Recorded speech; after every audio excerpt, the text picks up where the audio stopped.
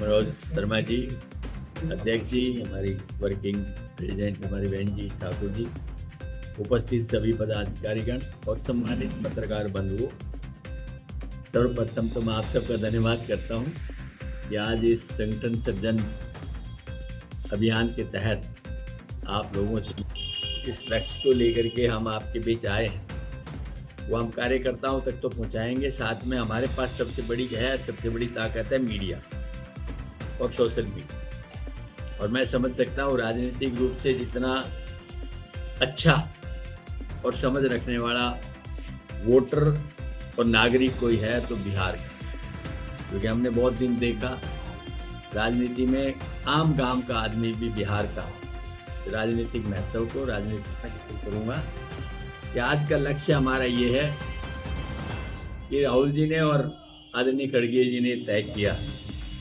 कि कांग्रेस ने सदियों पुरानी, बेसिकली कह सकता हूँ कि 1857 में जिसका गठन हुआ हो और आज 2026 सबसे पुरानी पार्टी। वो बात अलग है कि आज भाजपा ने सत्ता 15 साल से यानी 15वें साल यानी तीसरी योजना के अंदर हासिल की है केंद्र के अंदर। इससे पहले भाजपा की हालत ये रहती थी कि 2 सीटें आती थी।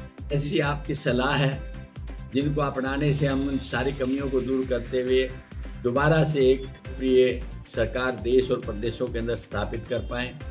क्योंकि आपने देखा होगा भारतीय जनता पार्टी ने जब से सत्ता हासिल की है, इनकी कथनी और करनी में बहुत बड़ा अंतर पाया।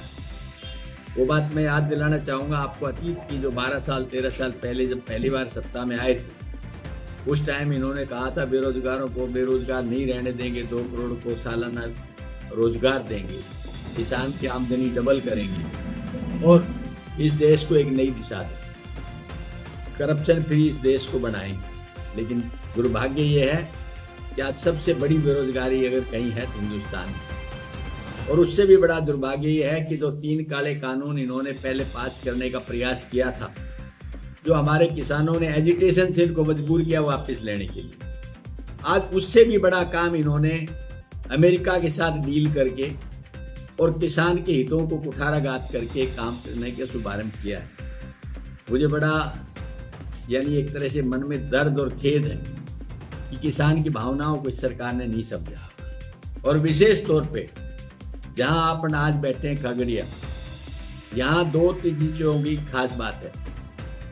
जहाँ खिलौने की पैदावार की बात आती है, आप जहाँ रहने वाले लोग यहाँ पर हैं, मक्की और मखाना, यानी मखाना कहीं देश में सबसे ज़्यादा है तो बिहार में, और मक्की कहीं सबसे ज़्यादा है तो मैं समझता हूँ खगड़िया के अंदर। सबसे ज़्यादा प्रभावित यही 2 फसलें रहेंगी। मखाना होगा जो पहले 3% 3.5% पे टैरिफ लग करके जाता था बाहर, आज उस पर 18% कर दिया है।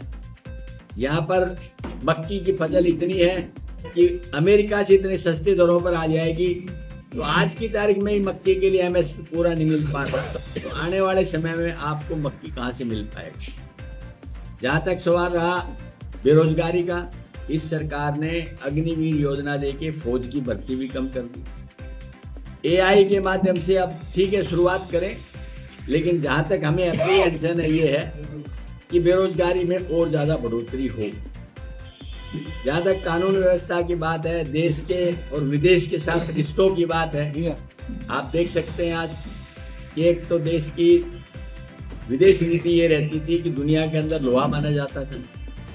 हमारे पुराने नेता रहे स्वर्गीय इंदिरा जी और राजीव जी, जो पूरी दुनिया को इस बात के लिए उन्होंने एहसास कराया कि हिंदुस्तान एक उभरती हुई ताकत है।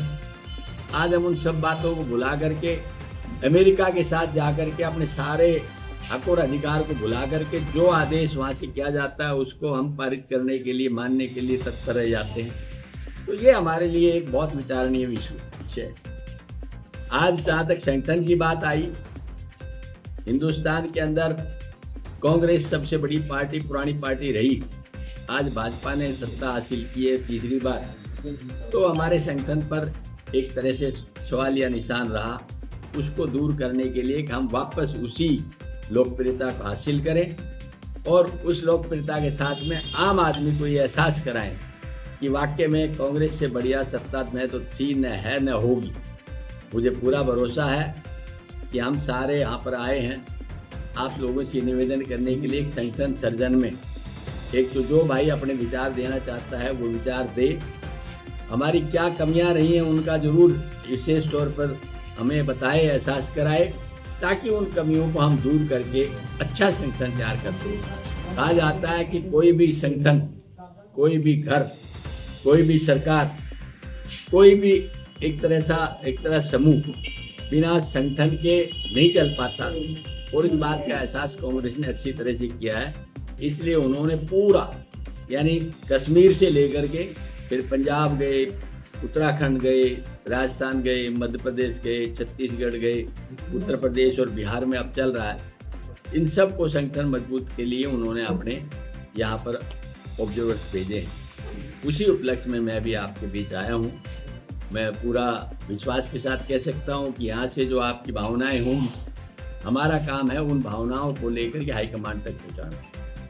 हमारे को दिशा निर्देश दिया गया है कि आप 6 आदमी का नाम, जिसके अंदर SC, OBC, महिला, जनरल, सभी वर्ग के लोगों को लेकर के एक तरह से एक लिस्ट दें और उसके बाद हम इसमें तय कर पाएँ कि कौन व्यक्ति इस काम को करने में सक्षम है। क्योंकि जो भी व्यक्ति अध्यक्ष बनेगा उसके पास 2-3 चीज़ों का होना जरूरी है। पहला तो समय, और तीसरा सोच, आइडियोलॉजी, दूसरा सोच, और तीसरा ये है वो इतना सक्षम साधनों में भी होना चाहिए कि वक्त बेवक्त जब भी जरूरत पड़े अपने साथी को बुला के, मीटिंग करा के, इकट्ठा करके लाने की, ले जाने की, बताने की, और जब जब कोई आंदोलन की जरूरत पड़े तो उसके अंदर पूर्ण सहयोग कर सके। मुझे पूरा विश्वास है कि यहाँ जो हम नाम देंगे वो सारी बातों में सक्षम होगा। उस आदमी का नाम दे के हम ऊपर पहुँचाएंगे ताकि आपको यहाँ एक अच्छा अध्यक्ष मिल सके। हर आदमी को अधिकार है कि वो अपना नामांकन दे सकता है। ये बात ऊपर हाईकमांड का फैसला है कि उसका निर्णय करेंगे। ये बात मैं आपसे कहना चाहता हूँ। आप सब लोग यहाँ पर आए, आप सबका बहुत बहुत धन्यवाद। जय हिंद, नमस्कार।